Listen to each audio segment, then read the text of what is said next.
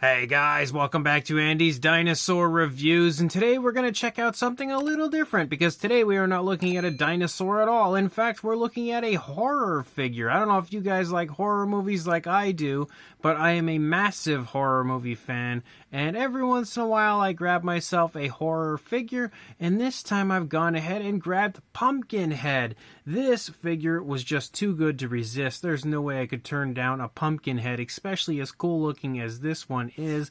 Definitely looks to be a very nice figure. Hard to really kind of see within the glares and everything there on the packaging, but it looks really nice, and it's also huge. I was not at all prepared for this to be as big as it is. This was from Trick or Treat Studios and just recently came into stock on Big Bad Toy Store, so I placed an order for it. You can see a super cool shot of Pumpkinhead over here on the side, and then on the back again just a few more shots of Pumpkinhead, which all look really neat. If you have not seen this film and you are a fan of horror movies, I highly recommend checking it out. I love this movie. So I'm going to go ahead and pop this out of the box, and I'll check out my very first Pumpkinhead figure. So there is our Pumpkinhead now out of the packaging, and honestly, it looks really nice. Out of the packaging, I feel like it looks somehow even better. Like when I first pulled the box out of the shipper box from Big Bad Toy Store, I wasn't super sold on the figure. I thought it looked incredible as far as like the sculpt goes, but the coloration just looked a little bit flat for me when I saw it in the box, which was a little disheartening. But now, once I actually pulled it out of the packaging and have it standing here before me, I think the coloration is actually a lot nicer than I was expecting, a lot nicer than I was initially giving it credit for. I think the only thing that could have improved this would have been maybe like some form of like a dark wash or something, just to add that kind of grittiness to Pumpkinhead that, you know, I feel like it displays in the film, but it still looks really nice here, again, standing before me. So let's go ahead and jump to a quick closer look, and we'll check it out from there. So starting up here at the head sculpt of our Pumpkinhead, you can see it looks really good. Definitely sports some very nice, very impressive skin texture here in the face, and a lot of variation of color. I think the paintwork specifically in the face is probably the most impressive area overall for the figure. You can even see, again, as the mouth is just slightly open, the teeth sculpted out and painted really nicely, very precise and carefully on the inside of the mouth, which is definitely a really, really nice thing to see on the figure. I think overall they've done a very good job on the mouth area, because there's a lot of room for error in there, but somehow that paintwork is super precise. We can see the eyes as well are painted, which also looks really good, and you can see the same thing again over here on this side of our Pumpkinhead. And you can also just generally get a good feel for all of the skin texture and everything and the way it looks. And as we move back here into the head, this is the area I would say is probably the most impressive when it comes to the paintwork and the amount of paint put in. Like, especially if you look up here on the top of the head and you see all of those different like veins moving through the top of the head of Pumpkinhead, and again how good they look. Again, super precise paintwork, all of the veins and everything painted out and very carefully and precisely painted out. And you can see again all sorts of variations of lighter and darker shades of browns and reds and everything here moving along the head overall, which looks really nice. One thing that is cool is we do have a little bit of articulation in the neck. You can basically turn the head a little bit and you can go up and down, but not a whole lot, just a little bit. But it is nice to have at least a little bit of articulation in the head and neck for our Pumpkinhead, which is a plus. The figure does have some decent articulation, but not a whole lot. And as you move down here into the body of Pumpkinhead, first of all, you're going to see all of the bones and everything here, the very creepy look that this creature has going on, and some honestly phenomenal sculpt and paint as you move down. You can see so much slight variation of color has been added to this Pumpkinhead, making it look incredibly lifelike and realistic. You can also see the skin texture looks great overall. You can see how it's kind of stretching off of the shoulder blades and everything right there, as well as the spinal column there kind of protruding through the skin. We can also see, as we move down along the side, the rib cage and everything for Pumpkinhead. And as you move through it, you can see again lots of very slight variations of color that are added to it, which is really, really well done.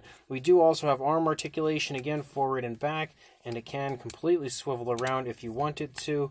And yes, it can also come up away from the body, so it does give you some very nice posability in the arms of the figure. As you move down, we've got a nice shot of the musculature as well as more veins and everything moving through the course of the body. We've got the elbow back here. Really nice subtle variations of browns and tans and stuff as you move through the body and move through the arms specifically. As you move down into the hand, you can see the hand looks super nicely done, very creepy.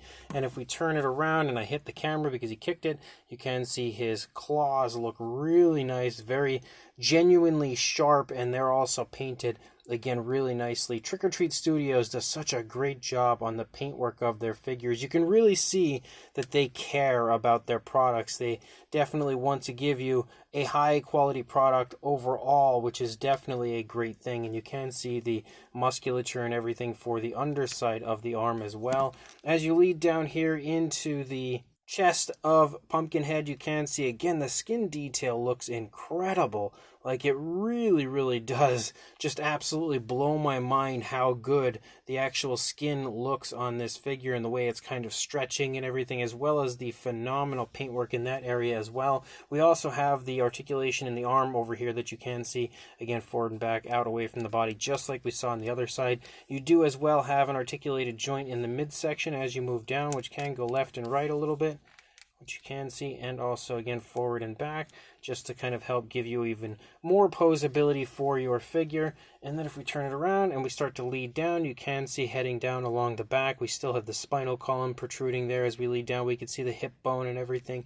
As we start to lead out, you can see the vertebrae again following along the tail of our figure. And then as you move down into the legs, you've got the muscle definition of the thigh and everything really nicely showing off here. You can also see the knee as well as the calf muscle moving down.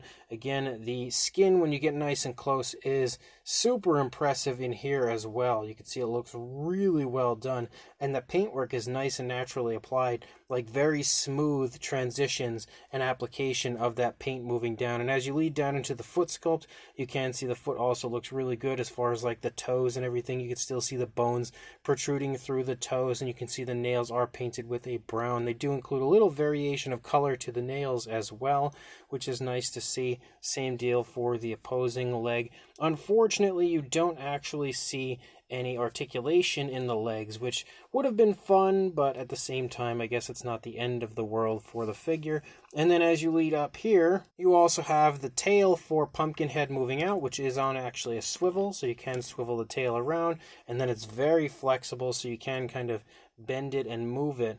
I don't know if it's a wire tail or not. Doesn't seem like.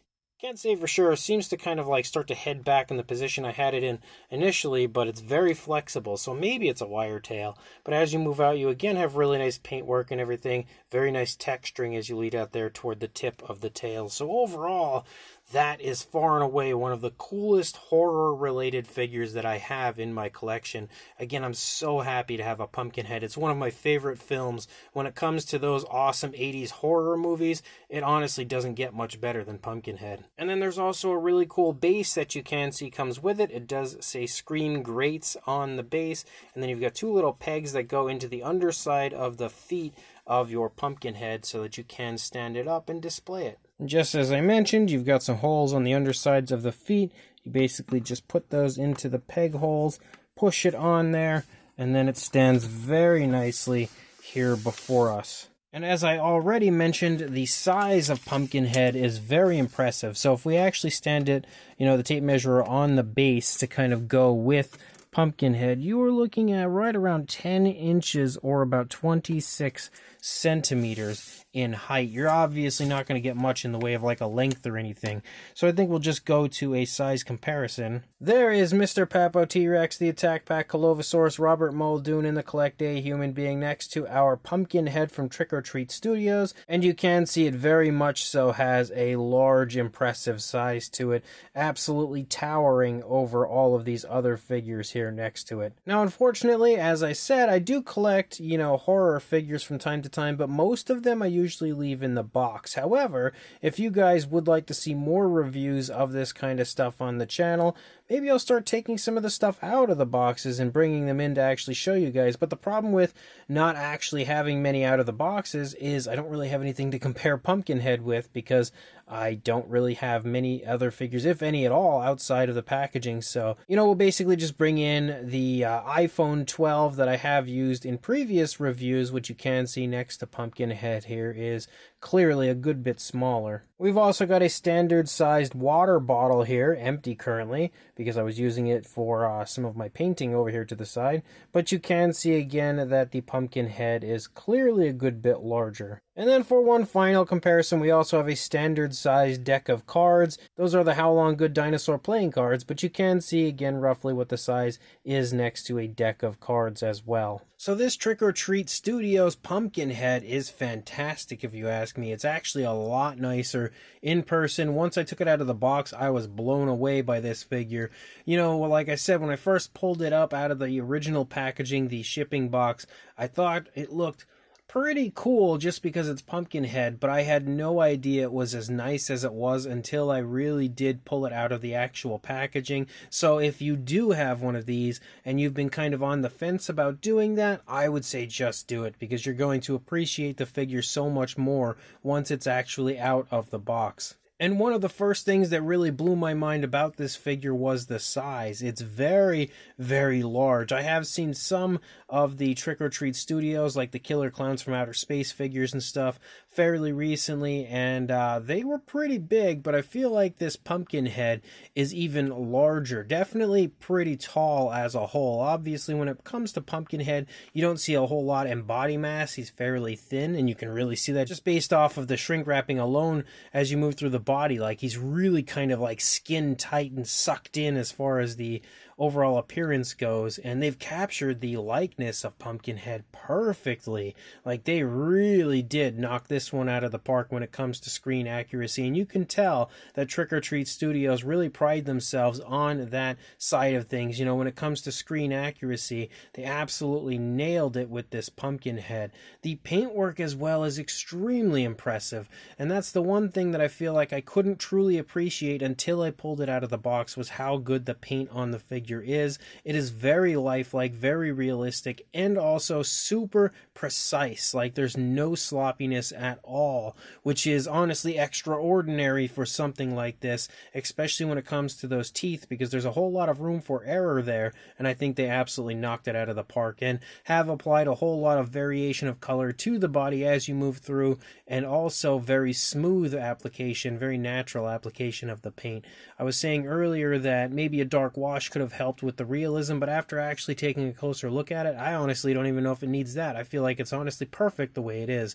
So overall, this is without question a figure worth picking up. If you are a fan of horror films, this one is a must-have. So if you are interested, I will include a link in the description to where you can purchase this right now. So make sure you check that link. Go pick up this gorgeous figure, and like, comment, and subscribe, and I will see you in the next review. Thanks for watching.